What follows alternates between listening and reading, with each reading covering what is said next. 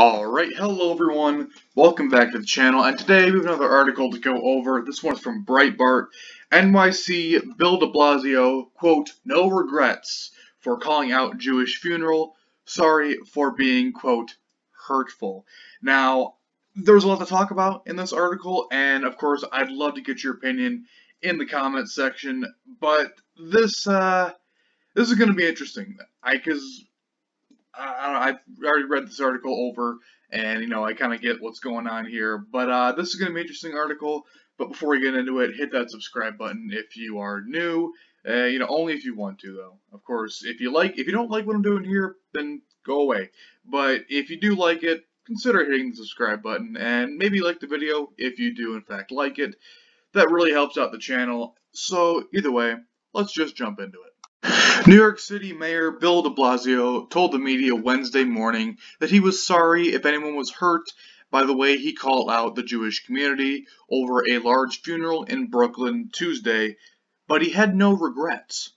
Now, first of all, you can't really blame the entire Jewish community of New York for the acts of a few individuals at a funeral.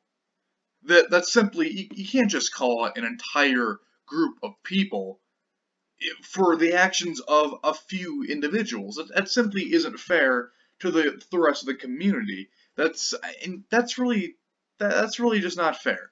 So I kind of have to not really support de Blasio on that one.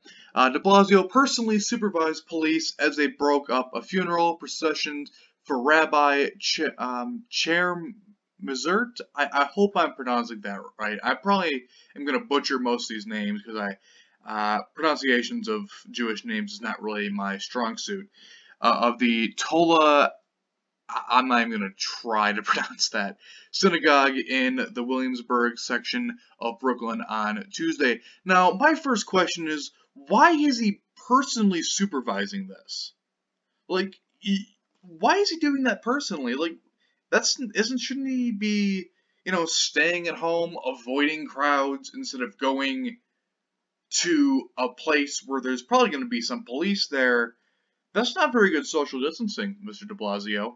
So what are you doing there? Like, why? Like, what's the point of you personally supervising things? Like, I don't see Trump personally supervising the southern border when the wall's being built. I don't see him doing that.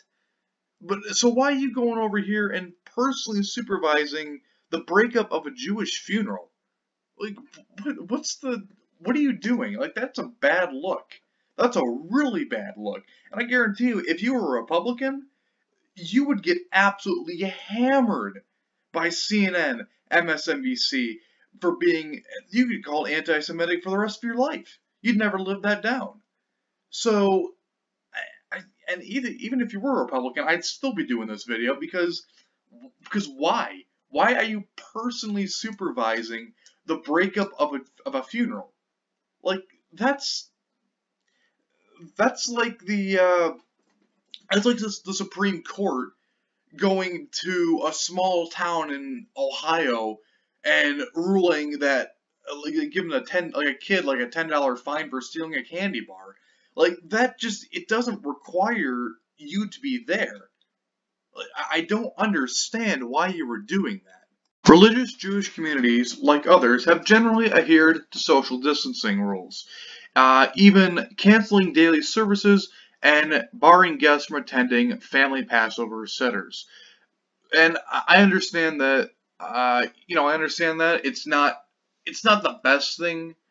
It's not great. Everyone's having to make sacrifices during this whole situation.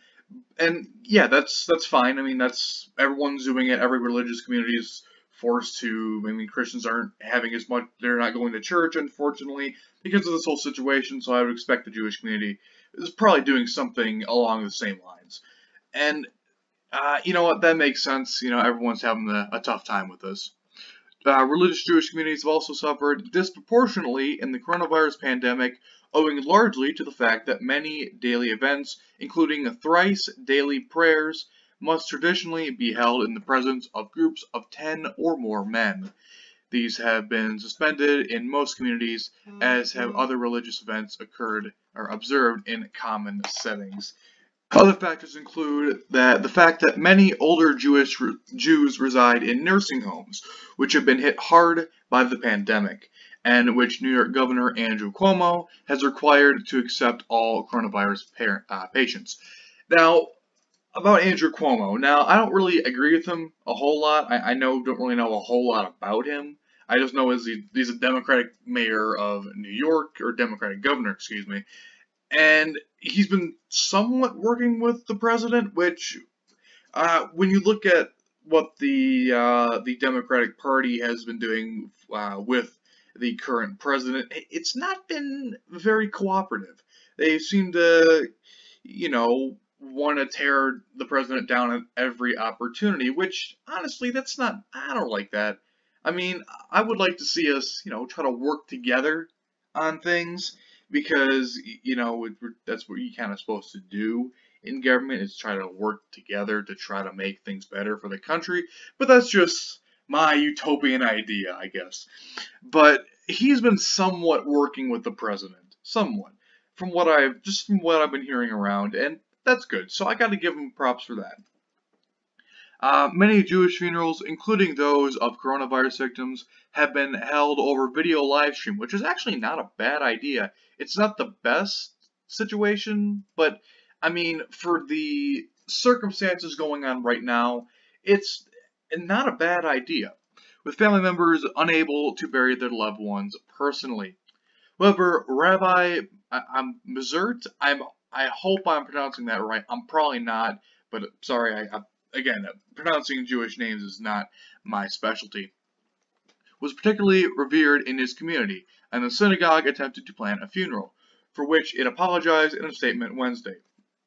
Now, I understand, he's a very special person in the community, and I guess he's well respected, and people like him a lot, and they want to have an actual funeral for him. I get that.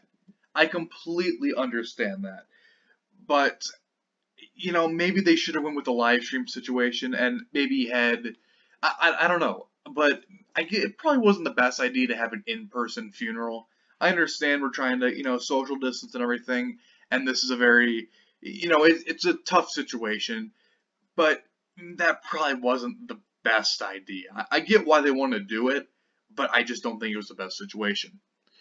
But they did apologize for it, so, I mean, I guess they realized, yeah, probably wasn't a great idea either. So I guess everyone's on the same page here. Blasio was outraged by the gathering and singled out the Jewish community in a series of tweets. Now, again, if him personally going to the funeral to break it up, that's just why? I'm just so confused. Why would you do that? That's just a bad idea. I mean, I already, this was earlier in the video I discussed this. Let's move on.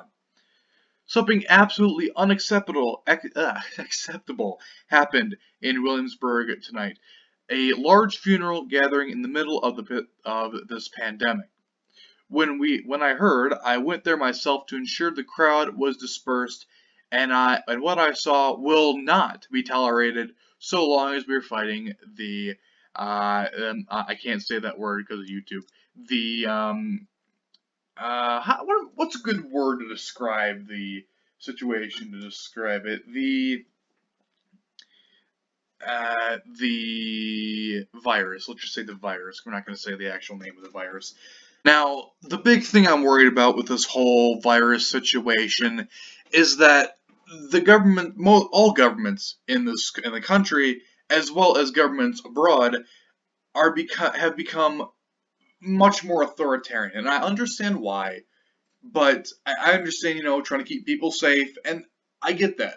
But as they say, the road to hell is paved with good intentions, and I am worried that many of these governments, especially those that tend to be leaning authoritarian in the first place, are not going to relinquish their authoritarian powers after this whole situation is cured and over with. You know what? I'm rambling again. I think let's just move on to the next tweet. Now, if you're new to the channel, you probably know that in most of my videos, I end up rambling for like 5 minutes on something, trying to figure out how I actually feel about this. And I'm sure you're probably going through the same thing right now. Okay, next tweet. My message to the Jewish community. Don't know why you have to call out the entire Jewish community for the actions of a few individuals, but okay, let's continue. And all communities, okay, try to save it there, is, this is simple. The time for warnings has passed. I have instructed the NYPD to proceed immediately to sermons or events, arrest those who gather in large groups. This is about stopping this disease and saving lives, period. Now, that's terrifying for me. Because basically, if you leave your house, you can be arrested. And I understand, I have a lot of respect for police departments all across the country. They're doing a good job, they're doing the best they can.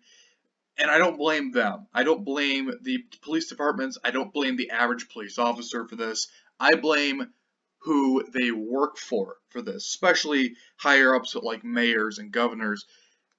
I don't like police arresting people simply for going outside. Now, I've been outside. I've actually been hanging out with my friends in this whole situation. We've been going to a local park, hanging out.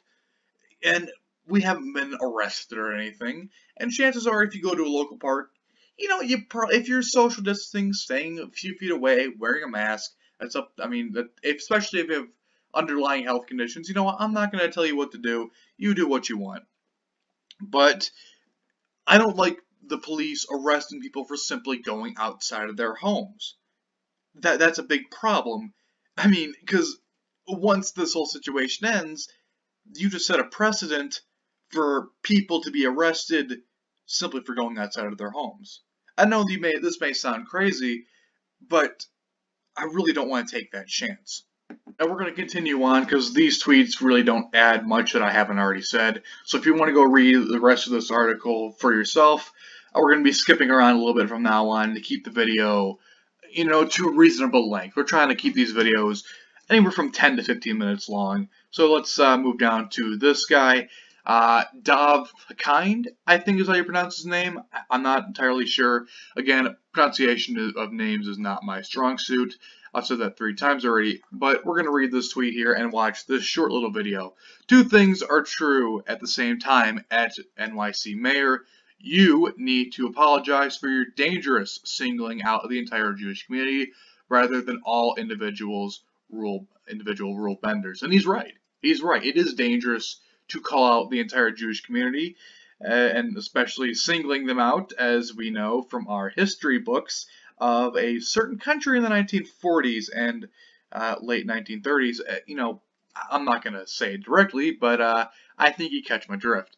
So we're going to watch this quick little video. Of course, credit goes out to him for this video. Mayor de Blasio's choice of words in blaming the entire Jewish community, Jews everywhere, for what happened in Williamsburg. Those words are inexcusable, and I'm calling on the mayor to please apologize. To apologize for those words. They are dangerous words endangering the Jewish community.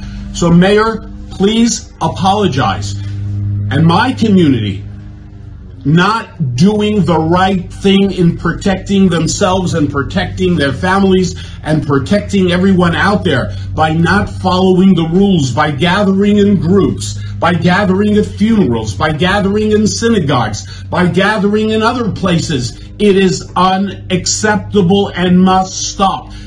And the city of New York, Mayor, arrest people, fine people, but don't attack the entire Jewish community. Mr. Mayor, you need to apologize now. Now, I definitely agree with him on some points and disagree with him on other points. I don't think you should be arresting people. Having the police go out, make sure people aren't gathering in massive groups. Okay, breaking them up, dispersing them. Okay, I don't have a huge issue with that. But when you're arresting people, I think, and if you get a criminal record for being outside with your friends on, during this whole situation, I don't think that's good. You shouldn't be getting a criminal record for this. I mean, maybe, driving them home, making sure they get home. Okay, that's a little different though. That's an escort home, not an arrest. But he is right. People should be staying at home if you really don't have a reason to. But as long as social distancing and everything, yeah.